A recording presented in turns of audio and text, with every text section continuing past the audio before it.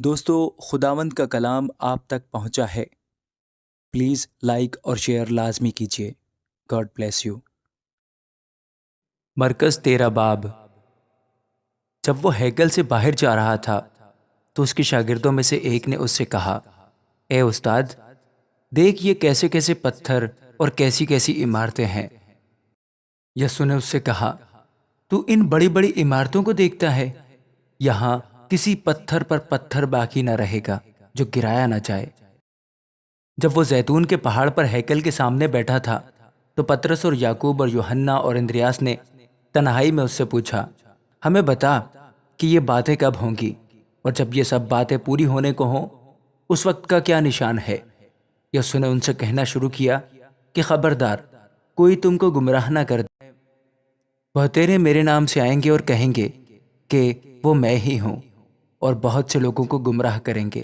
اور جب تم لڑائیاں اور لڑائیوں کی افواہیں سنو تو گھبرا نہ جانا، ان کا واقعہ ہونا ضرور ہے، لیکن اس وقت خاتمہ نہ ہوگا، کیونکہ قوم پر قوم اور سلطنت پر سلطنت چڑھائی کرے گی، جگہ جگہ بھونچال آئیں گے اور کال پڑیں گے۔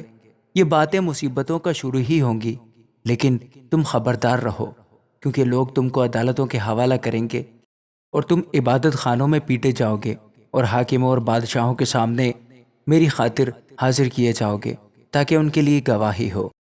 اور ضرور ہے کہ پہلے سب قوموں میں انجیل کی منادی کی جائے، لیکن جب تمہیں لے جا کر حوالہ کریں تو پہلے سے فکر نہ کرنا کہ ہم کیا کہیں، بلکہ جو کچھ اس گھڑی تمہیں بتایا جائے وہی کہنا، کیونکہ کہنے والے تم نہیں ہو بلکہ روح القدس ہے۔ اور بھائی کو بھائی اور بیٹے کو باپ قتل کے لیے حوالہ کرے گا، اور بیٹے ماں باپ کے برخلاف ہو کر انہیں مروا ڈالیں گے، اور میرے نام کے سبب سے سب لوگ تم سے عداوت رکھیں گے، مگر جو آخر تک برداشت کرے گا وہ نجات پائے گا۔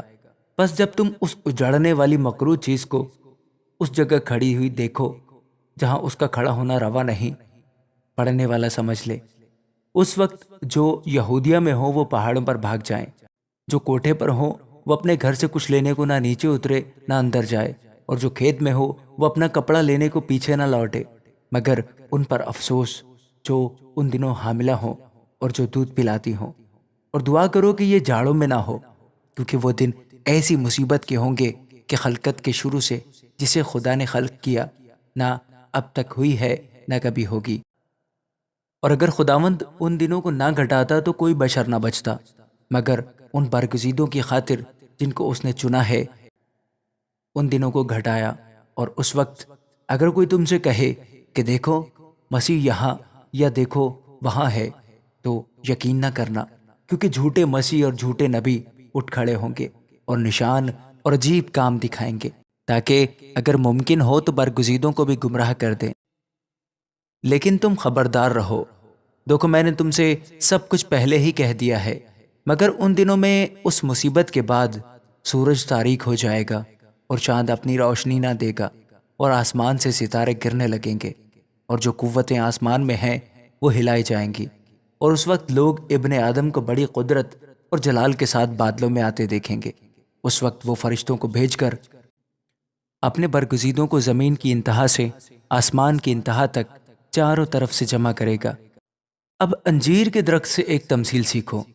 جو ہی اس کی ڈالی نرم ہوتی اور پتے نکلتے ہیں، تم جان لیتے ہو کہ گرمی نزدیک ہے۔ اسی طرح جب تم ان باتوں کو ہوتے دیکھو تو جان لو کہ وہ نزدیک بلکہ دروازے پر ہے۔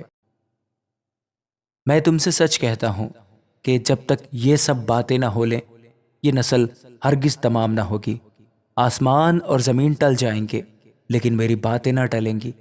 لیکن اس دن یا اس گھڑی کی بابت کوئی نہیں جانتا، نہ آسمان کے فرشتے، نہ بیٹا، مگر باپ۔ خبردار، جاگتے اور دعا کرتے رہو، کیونکہ تم نہیں جانتے کہ وہ وقت کب آئے گا۔ یہ اس آدمی کا سا حال ہے جو پردیس گیا اور اس نے گھر سے رخصت ہوتے وقت اپنے نوکروں کو اختیار دیا، یعنی ہر ایک کو اس کا کام بتا دیا، اور دربان کو حکم دیا کہ جاگتا رہے۔ بس جاگتے رہو، کیونکہ تم نہیں جانتے کہ گھر کا مالک کب آئے گا، شام کو یا آدھی رات کو یا مرغ کے بانگ دیتے وقت یا صبح کو۔ ایسا نہ ہو کہ اچانک آ کر وہ تم کو سوتے پائے۔ اور جو کچھ میں تم سے کہتا ہوں وہی سب سے کہتا ہوں کہ جاگتے رہو۔ آمین۔